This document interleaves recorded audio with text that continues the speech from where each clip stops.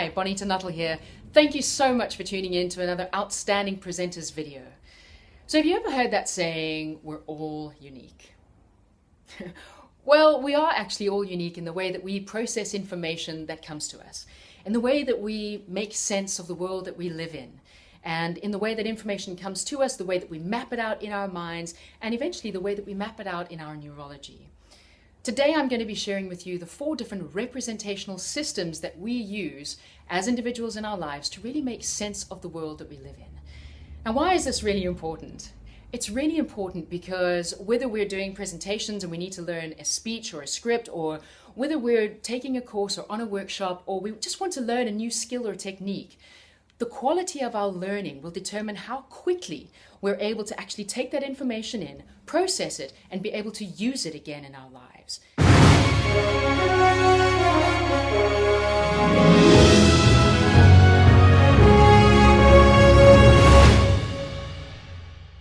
So the first representational system is called visual.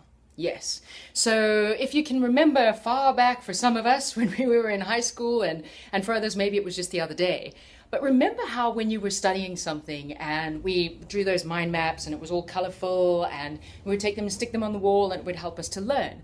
Well, that's one way that we can really represent other information that's written in text, like long textbooks, in a very colorful kind of way in order for us to process that.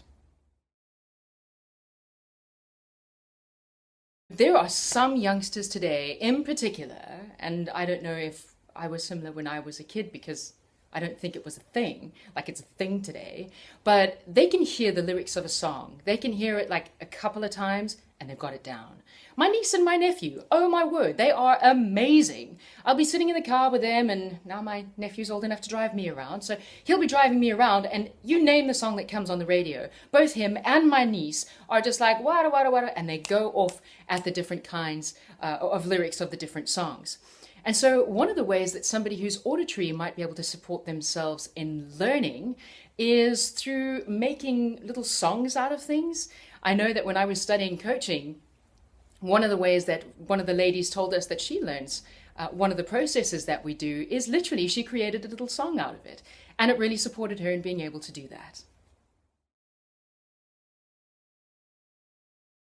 So what that means is that if you're an auditory digital person or you process information in that way, you would make sense of things by using language, by using abstract concepts, and oftentimes, I know somebody who's auditory digital, and oftentimes they'll have conversations with themselves because in that kind of way they're languaging it for themselves internally, not necessarily speaking it, but internally, in order for them to make sense of the information that they're coming across.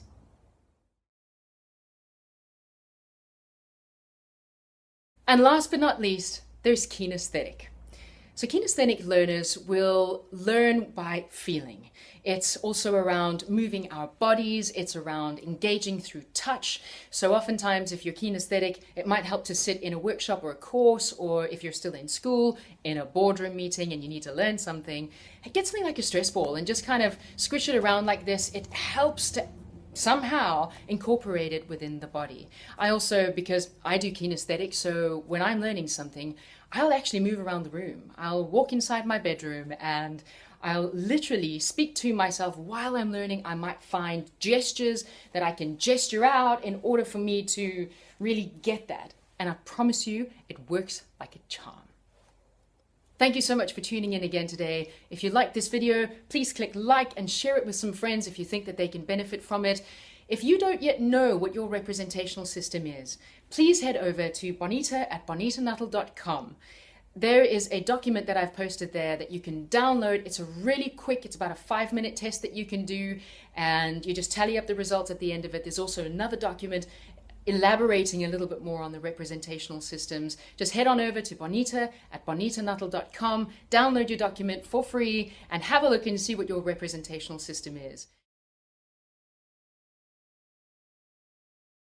If you have any comments that you'd like to post, or you have any insights or major realizations that you've had in discovering your representational system, please feel free to post them below and let me know what's happened for you. I'd love to hear from you. And until next time, all the best.